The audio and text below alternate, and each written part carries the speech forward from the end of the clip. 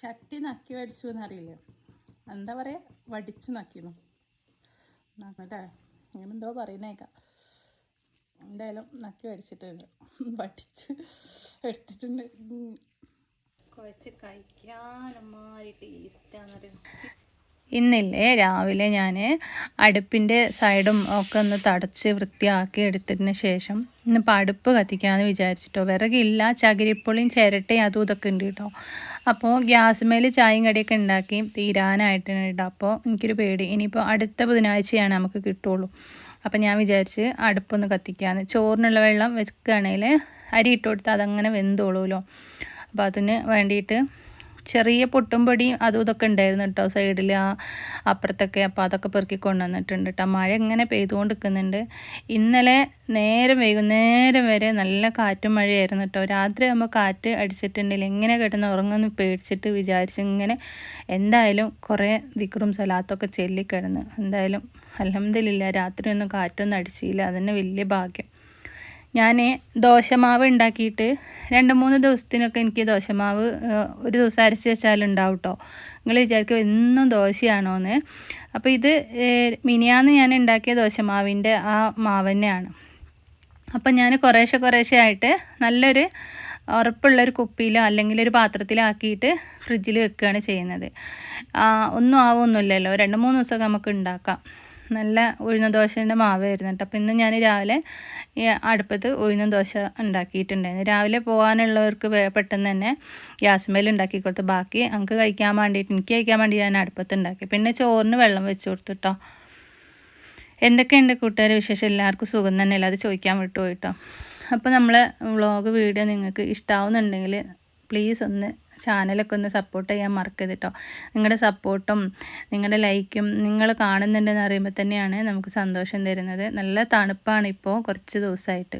അപ്പോൾ ഞാൻ എന്താക്കിയെന്നറിയോ, അടുപ്പിൻ്റെ അടുത്ത് തന്നെ ചായ കുടിക്കാൻ വേണ്ടി ഇരുന്ന ചൂടൊക്കെ കൊണ്ടിട്ട് ഇപ്പോൾ ചായ കുടിക്കുകയാണ് കേട്ടോ. ചട്നി ഉണ്ടാക്കിയിട്ടുണ്ടായിരുന്നു. പിന്നെ ചോറ് ചായ കുടി കഴിഞ്ഞാണ്ട് വെള്ളമൊക്കെ തിളച്ച് വരുന്നുണ്ട്. അടുപ്പത്താകുമ്പോൾ അങ്ങനെ തിളച്ചോളും വേഗം. അപ്പോൾ ഞാൻ അരി ഒന്ന് പാറ്റിയെടുത്തിട്ട് അരി ഇടാൻ വേണ്ടി നിൽക്കുകയാണ്. ചില സമയത്ത് ഞാൻ അരി വെറുതെ നോക്കിയിട്ട് പാത്രത്തിലാക്കിയിട്ട് അങ്ങോട്ട് കഴുകിയെടുക്കുക ചെയ്യാറുള്ളത്.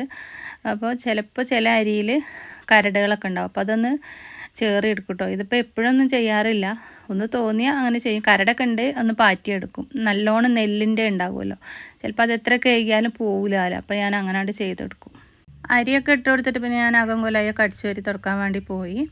കുറച്ച് കഴിഞ്ഞപ്പോൾ നല്ലൊരു വെയിലൊക്കെ വരുന്നുണ്ട് കേട്ടോ. അപ്പോൾ ഇന്നലത്തെ കാലാവസ്ഥയല്ല ഇന്ന് നല്ലൊരു കാലാവസ്ഥയൊക്കെ തന്നെയാണ് കേട്ടോ. ഇപ്പോൾ ടൈം 1 മണിയായി. ഇന്നലത്തെ നമ്മൾ ചിക്കൻ വരട്ടി വെച്ചിട്ടുണ്ടായിരുന്നു, ബാക്കി മസാല കേട്ടോ. അതിൽ കൂടെയാണ് ഇപ്പോൾ ഈ തക്കാളി ചോറ് ഇടുന്നത്. ഞാനിങ്ങനെയൊക്കെ അങ്ങനെ ചെയ്തിട്ടുണ്ട്. ഇപ്പം എന്താ മറ്റുള്ളവർ കാണുന്നതിന് ഇപ്പം നമുക്കൊരു കുറച്ചിലൊന്നും വേണ്ടല്ലോ, കാരണം നമ്മളെങ്ങനെയാണോ കഴിക്കുന്നത് അതുപോലെ തന്നെ അല്ലേ. നമ്മളിങ്ങനെയൊന്നും കഴിക്കലില്ല, അങ്ങനെയൊന്നും പറയേണ്ട ആവശ്യമില്ല. നമ്മളിങ്ങനെയൊക്കെ കഴിക്കും. ആൾക്കാർ പറയില്ലേ ചട്ടിയിലിട്ട് ചോറൊന്നേ നോക്കും, എന്തിനാപ്പം അതിന് നാണക്കേടൊന്നും വിചാരിക്കണ്ടല്ലോ. ഇതിൻ്റെ ഒക്കെ രുചി എന്ന് പറഞ്ഞാൽ അത് വേറെ ലെവലല്ലേ. അച്ചാറെടുത്തിട്ടുണ്ട് കേട്ടോ. പിന്നെ രാവിലെ സ്കൂൾക്ക് കൊണ്ടുപോകാൻ വേണ്ടിയിട്ട് ഇന്നിപ്പോൾ രാവിലെ തക്കാളി ചോറാണ് കൊടുത്തയച്ചത്. അപ്പോൾ ഞാൻ സോയാബീൻ അതിൻ്റെ കൂടെ കൊടുത്തയച്ചത്. സോയാബീൻ ആയാൽ മതി ഇവിടെ, അതും കൂട്ടിയിട്ട് ഉച്ചക്കത്തെ ചോറാണ് ഇപ്പം ഇന്ന്. സമയം വൈകുമ്പോൾ കറി വെക്കാനൊക്കെ കൊണ്ടുവന്നിട്ട് നേരം ഒരുപാടാകുമ്പോൾ നമുക്ക് എന്തെങ്കിലുമൊക്കെ ഒപ്പിക്കണ്ടേ. കുഴച്ച് കഴിക്കാനമാരി ടേസ്റ്റാണെന്നറിയാം. ഈ തക്കാളി ചോറ് ഇന്നലെ വെച്ച തക്കാളി ചോറിൻ്റെ കുറച്ച് വൈകുന്നേരം ബാക്കി തന്നെയാണ് കേട്ടോ. അത് നല്ല അതേപോലെ തന്നെ ഉണ്ട്. ഒരുപാട് ബലം വെക്കുക, പച്ചരി ആകുമ്പോൾ എല്ലാവരും വിചാരിക്കും ബലം വെക്കില്ലേ എന്നൊക്കെ. ഒന്നുമില്ല കേട്ടോ, നല്ല അതേപോലെ തന്നെ ഉണ്ട്. ഇച്ചിരി ചൂടാറിയെന്ന് മാത്രമേ ഉള്ളൂ.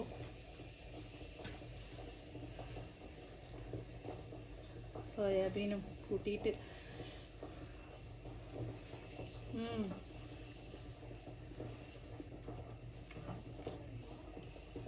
നല്ല ടേസ്റ്റ് ഉണ്ട് കേട്ടോ.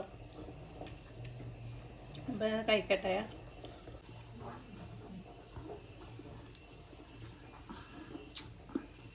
അതുപോലെ മീൻ പൊരിച്ച ചട്ടിയിലൊക്കെ അങ്ങനെ ഇട്ട് കഴിക്കാൻ നല്ല രസമല്ലേ. ഞാനങ്ങനെ കഴിക്കാറുണ്ട് കേട്ടോ. പറയുന്നതുകൊണ്ട് ഇപ്പോൾ നമുക്കിങ്ങനെ കുറച്ചിൽ നമ്മളെ വീട്ടിൽ നമ്മൾ ചെയ്യുന്ന കാര്യങ്ങളല്ലേ,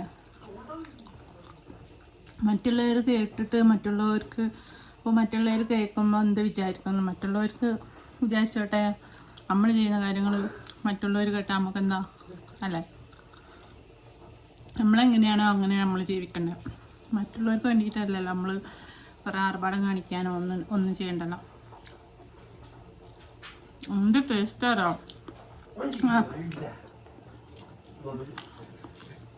ഷാനു ഈ ചോറ് വന്ന് തിന്നണുണ്ടോ? വിളമ്പി വെച്ചിരിക്കണേ.